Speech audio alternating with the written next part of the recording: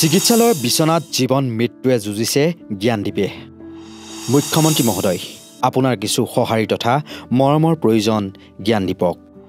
উন্নত চিকিৎসাৰ বাবে ডিব্ৰুগড়ৰ ব্যক্তিগত খণ্ডৰ হাস্পতালত চিকিৎসাধীন হৈ আছে যদিও খাটি খোৱা পৰিয়ালটোৰ হাতত একেবাৰে নাই পৰ্যাপ্ত পৰিমাণৰ ধন,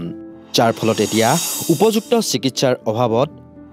চিকিৎসালয়ৰ বিচনাত জীৱন মৃত্যুৰে যুঁজিছে ছাত্ৰজনে। বিদ্যালয় কৰ্তৃপক্ষৰ চূড়ান্ত হেমাহি তথা গাফিলতিৰ ফল ভুগিলে নেকি ছাত্ৰজনে? হয়, আমি ক'বলৈ ওলাইছোঁ বোকাখাট কুৰুৱাবাহীৰ 12 বছৰীয়া ছাত্ৰ জ্ঞানদীপ দাসৰ কথা। বিদ্যালয়ৰ চৌহদতে এক ভয়ংকৰ দুৰ্ঘটনাত পতিত হৈছিল ছাত্ৰজন। বিদ্যালয়ৰ শৌচাগাৰ টেংকিৰ স্লেব ভাঙি গুৰুতৰভাৱে আহত হৈছিল 12 বছৰীয়া ছাত্ৰ জ্ঞানদীপ দাস। ডিঙিৰে সোমাই মূৰেদি ওলাই গৈছিল ৰদৰ টুকুৰা। ভাবকচোন কিমান ভয়াৱহ আছিল সেই ঘটনা। ঘটনাটো আছিল যোৱা 30 ডিচেম্বৰৰ। স্থান বোকাখাটৰ কুৰুৱাবাহী উচ্চতৰ মাধ্যমিক বিদ্যালয়ৰ। বিদ্যালয়ৰ শৌচাগাৰ টেংকিৰ স্লেব ভাঙি দুৰ্ঘটনাত পতিত হৈছিল জ্ঞানদীপ দাস নামৰ ছাত্ৰজন। কুৰুৱাবাহী উচ্চতৰ মাধ্যমিক বিদ্যালয়ৰ 6ষ্ঠ শ্ৰেণীত অধ্যয়নৰত আছিল ছাত্ৰজন। যোৱা সোমবাৰে দুপৰীয়া ভাগত বিদ্যালয়ত পাঠদান চলি থকাৰ সময়তে ছাত্ৰজন দুৰ্ঘটনাত অতি গুৰুতৰভাৱে আঘাতপ্ৰাপ্ত হয়। দুৰ্ঘটনাটো ইমানেই ভয়ংকৰ আছিল যে শৌচাগাৰৰ স্লেব ভাঙি টেংকিত পৰা ছাত্ৰজনৰ ডিঙিৰে লোহাৰ ৰড সোমাই মূৰৰ তালুৰে ওলাই যোৱা বুলি জানিবলৈ দিয়ে স্থানীয় ৰাইজে। ঘটনা সংঘটিত হোৱাৰ পাছতে ছাত্ৰজনক প্ৰথমে বোকাখাটৰ অসামৰিক চিকিৎসালয় আৰু তাৰ পিছতে যোৰহাট মেডিকেল কলেজলৈ প্ৰেৰণ কৰা হয়। পৰৱৰ্তী সময়ত ডিব্ৰুগড়ৰ এখন ব্যক্তিগত চিকিৎসালয়ত ভৰ্তি কৰোৱা হয় ছাত্ৰজনক।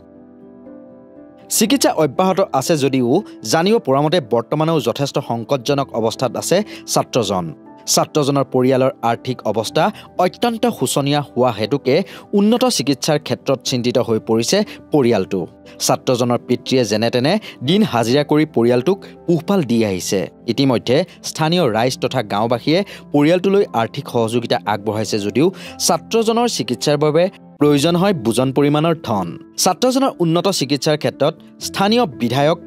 অতুল বৰাৰ লগতে শিক্ষামন্ত্ৰী, স্বাস্থ্যমন্ত্ৰী তথা ৰাজ্যৰ মুখ্যমন্ত্ৰীগৰাকীক পদক্ষেপ গ্ৰহণ কৰিবলৈ আহ্বান জনাইছে স্থানীয় ৰাইজে। লগতে স্থানীয় সংবাদ মাধ্যমকো এই ক্ষেত্ৰত সৰব ভূমিকা গ্ৰহণ কৰি বিষয়টো মুখ্যমন্ত্ৰীৰ দৃষ্টিগোচৰ কৰিবলৈ আহ্বান জনাইছে স্থানীয় ৰাইজে। আচলতে গোটেই কথাটো যিহেতু স্কুল কৰ্তৃপক্ষৰ জগৰীয়া, মুখ্যমন্ত্ৰী আজিৰ তাৰিখত মুখ্যমন্ত্ৰীয়ে এই বিষয়টো অৱগত হোৱাগৈ নাই। যিহেতু গোটেই সমস্ত সংবাদ মাধ্যমে আজিৰ তাৰিখত এই বিষয়টো পৰিস্ফুটভাৱে উপস্থাপন কৰা নাই। স্থানীয় বিধায়ক, স্বাস্থ্যমন্ত্ৰী, শিক্ষামন্ত্ৰী আৰু মুখ্যমন্ত্ৰী এই বিষয়টো অন্ততঃ দৃষ্টিগোচৰ হোৱাকৈ আজিৰ তাৰিখত এটা বাতৰি পৰিৱেশন হোৱা নাই। যিহেতু সংবাদ মাধ্যমে অন্ততঃ আমি আশা কৰোঁ সংবাদ মাধ্যমে বিষয়টো উপস্থাপন কৰিব লাগে। যিহেতু মুখ্যমন্ত্ৰীয়ে যিহেতু প্ৰতিবাৰ চৰকাৰী স্কুলৰ কথা ঢাক ঢোল বজাই আছে, এনেকুৱা চৰকাৰী মাধ্যমত লেট্ৰিনৰ ছাদ ভাগি ল'ৰাৰ ডিঙেদি ৰদ সোমাই দুটাকৈ গোটেই দুপাৰি দাঁত এৰাই গৈছে, তালু ফুটা ওলাই গৈছে, তাৰ স্থানত আজি তাৰিখলৈকে কিন্তু কোনো এই বিষয়টোত কোনো স্কুল কৰ্তৃপক্ষৰ ব্যৱস্থা গ্ৰহণ কৰা নাই। আৰু তাক লৈ যেন এখন বেপাৰহে তৈয়াৰ কৰাৰ নিচিনা আমি পৰিলক্ষিত হৈছে। কিন্তু এইটো দুৰ্ভাগ্যজনক। এটাই সন্তান, সিহঁতৰ ঘৰখনত মাত্ৰ এটিয়ে সন্তান, সেই পৰিয়ালটোৰ ল'ৰাটোক ঘূৰাই আনিবৰ কাৰণে কাতৰ প্ৰাৰ্থনা। মুখ্যমন্ত্ৰীক কাতৰ প্ৰাৰ্থনা জনাইছোঁ, স্বাস্থ্যমন্ত্ৰীক কাতৰ প্ৰাৰ্থনা জনাইছোঁ, শিক্ষামন্ত্ৰীকো কাতৰ প্ৰাৰ্থনা জনাইছোঁ, স্থানীয় বিধায়ক মহোদয়কো কাতৰ প্ৰাৰ্থনা জনাইছোঁ। অন্ততঃ ল'ৰাটোৰ খাতিৰত আপোনালোকে অন্ততঃ সেই পৰিয়ালটোৰ মুখলৈ চাই অন্ততঃ তাক সুস্থ কৰি এইমছলৈ নিয়ে বা অন্যান্য ক'ৰবাত বাহিৰত নি হ'লেও সেই পৰিয়ালটোক সুস্থ কৰি অনাৰ ব্যৱস্থা কৰে। চৰকাৰী খণ্ডত যদি এনেকুৱা অৰাজক হয়, আচলতে ল'ৰা ছোৱালী সঁচাকৈ চৰকাৰী বিদ্যালয়ত ল'ৰা ছোৱালী পঢ়াৰ কোনো ব্যৱস্থা নাথাকে। কাৰণ অন্ততঃ মিড ডে মিলৰ ভাতকেইটা খুৱাই ল'ৰা ছোৱালীবোৰক বুৰ্বক সজাই নাথাকিব। অন্ততঃ মাক দেউতাককো শান্তিত থাকিবলৈ দিয়ক আৰু ল'ৰা ছোৱালীবোৰক উন্নত স্বাস্থ্যৰে উন্নত শিক্ষাৰে পৰিস্ফুট কৰি তোলক। আমি সেইটোৱে আশা কৰিছোঁ এই মুহূৰ্তত। কিন্তু এই কথাটো কিন্তু দুৰ্ভাগ্যজনক। মই ইয়াৰ জৰিয়তে কৈছোঁ যে সকলো সংবাদ মাধ্যমে পৰ্টেল চেনেল বা ছ'চিয়েল মিডিয়া সকলোৱে অন্ততঃ মুখ্যমন্ত্ৰীৰ দৃষ্টিগোচৰ হোৱাকৈ এই বিষয়টো উপস্থাপন কৰিব লাগে। কিন্তু এনেকুৱা সংবাদ মাধ্যম হ'ব নালাগে যিবিলাকে বিষয়টো জানি বুজিও কিন্তু আজিৰ তাৰিখত তেওঁলোকৰ কিন্তু বিষয়টো উপস্থাপন কৰা নাই। সেইটো কিন্তু দুৰ্ভাগ্যজনক আৰু গৰ্হিত কাম হৈছে। কিন্তু আমি তেখেতসকলৰ খবৰ লৈছিলোঁ বা গৈছিলোঁ তেওঁলোকৰ ঘৰলৈ। অন্ততঃ মাক দেউতাকক যথেষ্ট মৰ্মাহত হৈ আছে আৰু সুধিব পৰা অৱস্থাত নাই তেওঁলোকৰ ঘৰখনত। যিহেতু যথেষ্ট প্ৰতি ডেইলি মানে প্ৰত্যেক দিন আইচিউত এতিয়া 20,000কৈ টকা দিবলগীয়া হৈছে যিহেতু মানে চৰকাৰী খণ্ডৰ এটা বিদ্যালয়ৰ ল'ৰা চৰকাৰী খণ্ডৰ বিদ্যালয়ত পঢ়ি থকাৰ অৱস্থাত সেই বিদ্যালয়ৰ কেম্পাছত সমস্ত কিবা হ'লে স্কুল কৰ্তৃপক্ষ জগৰীয়া দায়িত্ব তেওঁলোকৰ কিন্তু ল'ৰাটো এই মুহূৰ্তত তেওঁলোকে চৰকাৰী বিদ্যালয় যেতিয়া যোৰহাট মেডিকেল কলেজে দায়িত্ব গ্ৰহণ নকৰিলে তেওঁলোকে অন্ততঃ উপায় নাপাই নি পেলাই এখন নাৰ্ছিং হোমত ভৰ্তি কৰি দিলে কিন্তু নাৰ্ছিং হোমত এতিয়া এটা দিনত 20,000 মানকৈ তেওঁলোকে আইচিউৰ পইচা বহন কৰিবলগীয়া হৈছে কিন্তু চৰকাৰী খণ্ডত পঢ়া ল'ৰা ছোৱালীৰ দায়িত্বটো কোনে ল'ব কাৰণ চৰকাৰে ল'ব লাগিব আৰু বিদ্যালয় কৰ্তৃপক্ষই ল'ব লাগিব গুৰুত্বপূৰ্ণ কথা এই যে বিদ্যালয় কৰ্তৃপক্ষৰ চূড়ান্ত হেমাহি তথা গাফিলতিৰ বাবেই বিদ্যালয়খনত উক্ত দুৰ্ভাগ্যজনক ঘটনাটো সংঘটিত হোৱা বুলি অভিযোগ স্থানীয় ৰাইজ তথা অভিভাৱকৰ এই সন্দৰ্ভত যোৱা 31 ডিচেম্বৰৰ দিনা আমি প্ৰস্তুত কৰা এখন প্ৰতিবেদন চাই লওঁ আহক বোকাখাতৰ কুৰুৱাবাহীত ভয়ংকৰ ঘটনা বিদ্যালয় শৌচাগাৰ টেংকিৰ স্লেব ভাঙি আহত এজন ছাত্ৰ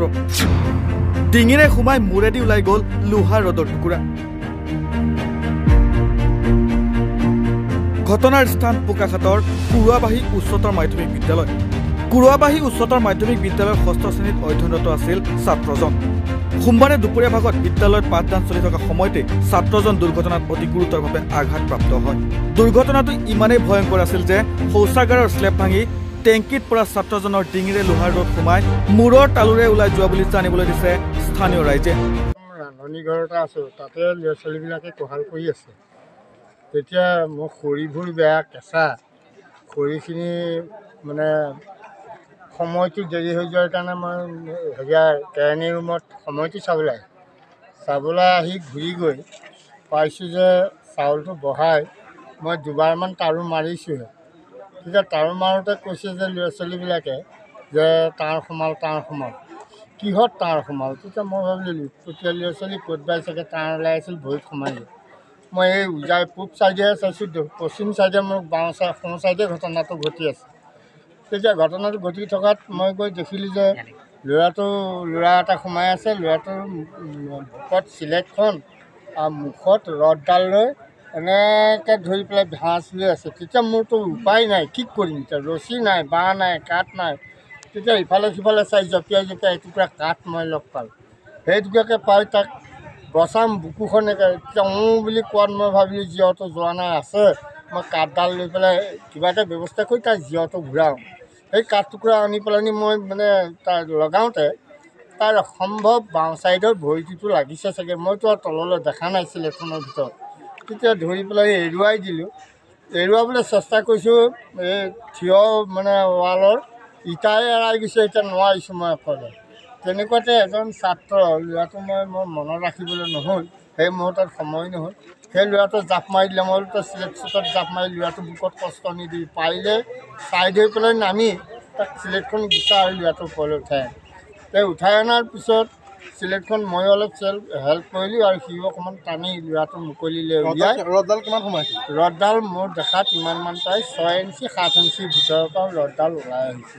কিমান দূৰলৈ গৈছে সিমানটো কেনেকুৱা সোমাইছিল এই এনেকুৱা বাওঁ ছাইডে গালখনৰ ফালতে সোমাইছিল তলদিনে ওপৰত এতিয়া সিমানটো মই জ্ঞাত নহ'লে তেজেৰে ঘাগৰি বৈ গ'ল তেতিয়া আৰু তাক ধৰি দাঙি দি তাক মই এতিয়া কোচত লৈ গাড়ীত তুলিবলৈ আনিবলৈ মোৰ ধৈৰ্য মোৰ নিজৰ নাইকিয়া মানে মোৰ ঘূৰালে মোৰ শ্ৰেণীত পাঠদান চলি থকাৰ মাজতেই বাহিৰলৈ গৈছিল ছাত্ৰজন আৰু পৰিত্যক্ত শৌচাগাৰ টেংকিৰ স্লেবত উঠাৰ পাছতেই সংঘটিত হয় দুৰ্ঘটনাটো ঘটনা সংঘটিত হোৱাৰ পাছতেই ছাত্ৰজনক প্ৰথমে বোকাখাতৰ অসামৰিক চিকিৎসালয় আৰু পৰৱৰ্তী সময়ত যোৰহাট মেডিকেল কলেজলৈ প্ৰেৰণ কৰা হয় শেহতীয়াকৈ ডিব্ৰুগড়লৈ উন্নত চিকিৎসাৰ বাবে প্ৰেৰণ কৰা হৈছে ছাত্ৰজনক জানিব পৰা মতে যথেষ্ট সংকটজনক অৱস্থাত আছে ছাত্ৰজন বিদ্যালয় কৰ্তৃপক্ষৰ চূড়ান্ত হেমাহি তথা গাফিলতিৰ বাবে বিদ্যালয়খনত উক্ত দুৰ্ভাগ্যজনক ঘটনাটো সংঘটিত হোৱা বুলি অভিযোগ স্থানীয় ৰাইজ তথা অভিভাৱকৰ আপোনাৰ ঘৰত কাম লাগি থকা অৱস্থাত যেতিয়া কাম লাগি আছিলে তেতিয়া গম পালোঁ যে ল'ৰাটো এনেকৈ হেৰি হ'ল মই এজন ছাৰলৈ ফোন কৰিলোঁ তেখেতে ক'লে যে তোমালোকে ইয়াত কথা পাতি থাকি লাভ নাই তোমালোক লগালগ বোকাখাতলৈ আহা আমি বোকাখাতলৈ বোকাখাত গৈ পালোঁ তেতিয়াহ'লে মানে ল'ৰাটো বোকাখাতত নাৰাখিলে বোকাখাতৰ পৰা যোৰহাটলৈ ৰেফাৰ কৰিলে তেতিয়া লৈ পেলাই যোৰহাট লৈ গ'ল তাৰপিছতে মই অলপ দেৰি পিছত গ'লোঁ মানে তাৰপৰা বোকাখাতৰ পৰা মই লগালগ আহি পেলাই মানে স্কুললৈ আহিলোঁ আহি পেলাই মই প্ৰথমতে লেট্ৰিনটোৰ মানে অৱস্থাবোৰ গোটেইখিনি ভিডিঅ' কৰি ল'লোঁ ভিডিঅ' কৰি লোৱাৰ পিছতে দেখিব মানে গোটেই তেজে ৰঙা হৈ আছে আৰু তাত কোনো ধৰণৰ হেৰি নাই তাৰপিছত বাইদেউক সুধিলোঁ যে বাইদেউটো কি এইটো ল'ৰা ছোৱালী উৎপাতৰ কাৰণে হৈছে আৰু এজন মানে ইয়াৰ প্ৰেচিডেণ্ট হয় মানে যিখন মেনেজিং কমিটিৰ হয় তেখেতে মানে কৈছে যে ল'ৰা ছোৱালী উৎপাতৰ কাৰণেহে হৈছে যিটো ৰাস্তা মানে পেচাবগাৰলৈ যায় সেইটো চবৰে মানে ডিষ্ট্ৰিক্টৰ হৈছে যে ৰাস্তাটো পোনে পোনে মানে লেট্ৰিনটো আছে লেট্ৰিনটো যেতিয়া মই সুধিলোঁ যে এইটোতো হেৰি হৈছে তেতিয়া কৈছে ল'ৰা ছোৱালী হেৰিয়াৰ কাৰণেহে হৈছে তাৰপিছতে বাৰু যি নহওক আমি ৰখিম থাকি লগালগ যোৰহাট গ'লোঁ যোৰহাটত গৈ পেলাই ল'ৰাটো দেখিলোঁ মানে আপোনাৰ 1 বজাত ল'ৰাটো যোৰহাট মেডিকেল কলেজ পোৱা হ'ল তাৰপিছতে ল'ৰাটোৱে মানে টেষ্ট বমি কৰি আছে আৰু সিহঁতি যিখিনি ফাৰ্ষ্ট টেকৰ মানে হেৰি কৰাৰ পিছতে মানে ছাৰক ক'লে ছাৰ এইটো কি হ'ব তেতিয়া ক'লে যে এজনৰ ৰদটো এইফালেদি সোমাই এইফালে ওলাই গৈছে যিহেতু তেখেতৰ আমি যিটো বাহিৰত মানে তেজ ওলাই আছে সেইটো বন্ধ কৰিব পাৰিলোঁ কিন্তু যিটো ব্ৰেইনৰ ব্লিডিং হৈ আছে সেই বস্তুটো ডক্টৰ ৰাতি 9টা বজাত আহিব আমি 9টা বজাতহে চাই পেলাই ক'ব পাৰিম তেতিয়া ক'লোঁ যে আমিতো ইয়াত অকল চাই থাকিলে নহ'ব কথাটো তেতিয়া আমি মানে কি এখন উন্নত চিকিৎসা ক'ৰবাত দিব পাৰোঁ নেকি সেইটো কথা পাতিলোঁ তেতিয়া ক'লে যে তোমালোকেতো এতিয়া ইয়াতো নহ'লে তুমি নোপোৱা নহ'লে গুৱাহাটী নিব লাগিব নহ'লে ডিব্ৰুগড় নিব লাগিব তেতিয়া আমি ভাবিলোঁ যে যোৰহাটতে ক'ৰবাত দেখাব পায় নেকি তেতিয়া আমি মিছনলৈ ল'ৰাটো লৈ গ'লোঁ তাৰপিছত মিছনত মানে যিটো ৰিপৰ্ট উলিয়াইছিলে চিটি স্কেনৰ তেখেতে ছাৰে চাই লৈ পেলাই ক'লে যে এইটো ইয়াত আমাৰ যোৰহাটত মানে হেৰি পচিবল নহয় তোমালোকে মানে এইটো ডিব্ৰুগড় নিয়া নহ'লে মানে মেডিকেল কলেজ কোনোবা এখনত নিয়া আমি ইয়াত নোৱাৰিম যেতিয়া সেই কথাষাৰ ক'লে আমি লগালগ আদিত্যলৈ মানে ডিব্ৰুগড়লৈ মানে আমি ৰেফাৰ কৰিলোঁ তেতিয়া ডিব্ৰুগড়ৰ লগত মানে ডক্টৰৰ লগত যোগাযোগ কৰি দিলে মিছনৰ পৰাই তেতিয়া ক'লে যে ইয়াত আমাৰ এভেইলেবল আছে আপোনালোক আহিব পাৰে সেই তাৰপিছতে কি কৰিলে বাইদেউহঁতক ক'লোঁ যে আমি এতিয়া ইয়াততো চাই থাকিলে হেৰি নহ'ব আমি গুচি যাওঁ তেতিয়া সিহঁতে ক'লে যে আমি প্ৰাইভেটলৈ আমি যাব নোৱাৰোঁ সেইটো আমাৰ হেৰিয়াত নপৰে আমি প্ৰাইভেটলৈ যাব নোৱাৰোঁ বুলি ক'লে আৰু তাৰ পৰা বাইদেউহঁত ঘৰলৈ গুচি আহিলে কিন্তু আজি এতিয়ালৈকে এটা ফোন এটা কৰি পেলাই সোধা নাই যে ল'ৰাটো কি হৈছে যিহেতু ল'ৰাটোৰ মানে তাত অপাৰেশ্যন কৰিব লাগিব বুলি কৈছে আৰু কিন্তু যোৰহাটত কৈছিলে যে ল'ৰাটো অপাৰেশ্যন নকৰিলেও হ'ব এতিয়া ল'ৰাটো মানে মৃত্যুৰ দ্বাৰত মানে সি যুঁজি আছে আমাৰ ক'বলগীয়া একো নাই যে স্কুলত কাৰ ভুল কাৰ নহয় সেইটো উচ্চ পৰ্যায়ৰ আলোচনা হওক কিবা হওক সেইটো হেৰি কৰিব কিন্তু আমাৰ মানে দাবী পৰিয়ালৰ হিচাপে দাবী এটাই ল'ৰাটো এতিয়া কেনেকৈ ভাল হৈ আহে কিয়নো বাপেকে পকা কাম কৰে দিন হাজিৰা কৰি খোৱা মানুহ এতিয়া ল'ৰাটোতো পইচা পাতিটো ধৰি লওক হেৰি আছে কাৰণ সেইখন ঘৰৰ পৰা সিমানটো পইচা দিব নোৱাৰে সেইকাৰণে ল'ৰাটো ব্লাড গ্ৰুপো হৈ গ'ল অ' নিগেটিভ যিটো আপোনাৰ এভেইলেবল পটককৈ নহয় সেইকাৰণে সেই ব্লাডটো আৰু যিটো অৰ্থৰ মানে যিটো প্ৰয়োজন সেই বস্তুটো এতিয়া মানে আপোনাৰ স্কুল কৰ্তৃপক্ষই মানে বহন কৰিব লাগে আৰু আমাৰ তাতকৈ মানে কি বেলেগ আমাৰ একো হেৰি নাই হুলস্থুল কৰিবলৈ আছে কিবা আছে চৰকাৰৰ স্কুলৰ কিবা গাফিলতি আছে সেইটো উচ্চ পৰ্যায়ত হেৰি কৰক তাত আমাৰ ক'বলগীয়া একো নাই খালি আমাৰ ল'ৰাটোৰ সম্পূৰ্ণ দায়িত্ব স্কুল কৰ্তৃপক্ষই ল'ব লাগে সেইটোৱে মোৰ মানে অনুৰোধ মই এতিয়া গোটেই ঘটনাৰ অঞ্চল মানে জেগাখিনি চাই পেলাই এটা কথা চাইছোঁ যে ইয়াত এখন স্কুলত সুৰক্ষা বিধিৰ নামত একো নাই যিহেতু দেখিছোঁ সেই য'ত দুৰ্ঘটনা ঘটা জেগাখিনি তাৰ কাষতে এটা এই স্কুল মানে পঢ়া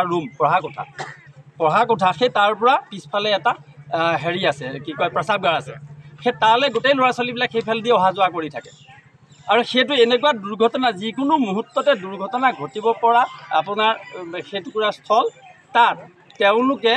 এই যে ল'ৰা ছোৱালীবিলাকতো খেলা ধূলা কৰে বা পোনে পোনে সিফালে যাবলৈ বিচাৰিব এই যিটো দুৰ্ঘটনা ঘটিব পৰা প্ৰতি মুহূৰ্তত শংকা আছে তাত কিন্তু এটা শৈক্ষিক অনুষ্ঠানৰ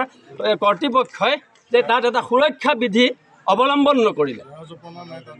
এইটো অতিকৈ দুখজনক কাৰণ শিক্ষা অনুষ্ঠানৰ পৰা ল'ৰা ছোৱালীখিনিক আমি সুৰক্ষা বিধি যিকোনো মুহূৰ্তত যি ধৰণৰ ঘটনা ঘটিব পাৰে এইবিলাক প্ৰতিৰোধ কৰিবৰ কাৰণে আমি আচলতে তেওঁলোকক সুৰক্ষা বিধি দেখুৱাব লাগিছিলে আৰু সুৰক্ষা বিধি শিকাব লাগিছিলে সেইখিনি এটা বেৰিকেডিং দি খুটা চুটা যি যেনেকৈ হওক সেইখিনি বন্ধ কৰিছিলে আৰু সেই যিটো টেম্পৰেৰী ৰুট যিফালেদি গৈ ল'ৰাটো দুৰ্ঘটনাত পতিত হৈছে সেই ৰাস্তাটো একচুৱেলি বন্ধ কৰি থ'ব লাগিছিলে আগতেই কিন্তু এইবিলাক দেখা গৈছে যে স্কুল কৰ্তৃপক্ষই এই গোটেই কেম্পাছটোৰ ভিতৰত ক'ত কি হৈছে একো নাজানে আৰু গোটেইটো পৰিৱেশ চাইছোঁ ইমানেই মানে দুখ লগা জৰাজীৰ্ণ ঘৃণনীয় মানে অৱস্থা চাৰিওফালে কিনে লেতেৰা আৰু যিকোনো জেগাতে দুৰ্ঘটনা ঘটিব পৰা আৰু জেগা আছে চাই আহিছোঁ মই নিজে পৰিদৰ্শন কৰি চাই আহিছোঁ যে যিকোনো আৰু ঘটনা ঘটিব পৰা আছে গতিকে মই অনুৰোধ কৰিছোঁ আৰু এইটো ক্ষেত্ৰত স্কুল কৰ্তৃপক্ষক একচুৱেলি আমি স্থানীয় ৰাইজ হিচাপে গৰিহণা দিছোঁ যে তেওঁলোকে এটা শৈক্ষিক অনুষ্ঠানত থাকি এই ধৰণৰ দুৰ্ঘটনাৰ পৰা ল'ৰা ছোৱালীক মুক্ত কৰিব পৰা নাই এইটো গতিকে গোটেই অঞ্চলটোৰ কাৰণে দুৰ্জনক ৰাজ্যৰ অভিযোগ যে বিদ্যালয় চৌহদৰ ভিতৰত থকা উক্ত শৌচাগাৰ আৰু টেংকিটো 2010 চনতে নিৰ্মাণ কৰা আৰু অত্যন্ত জৰাজীৰ্ণ তথা অসুৰক্ষিত অৱস্থাত আছিল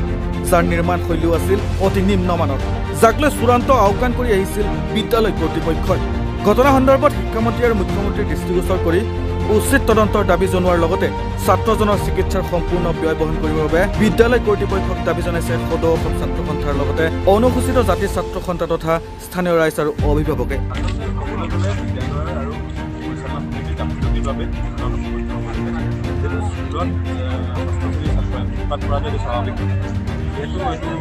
পুৰণি এটা শৌচাগাৰ শৌচাগাৰটোৰ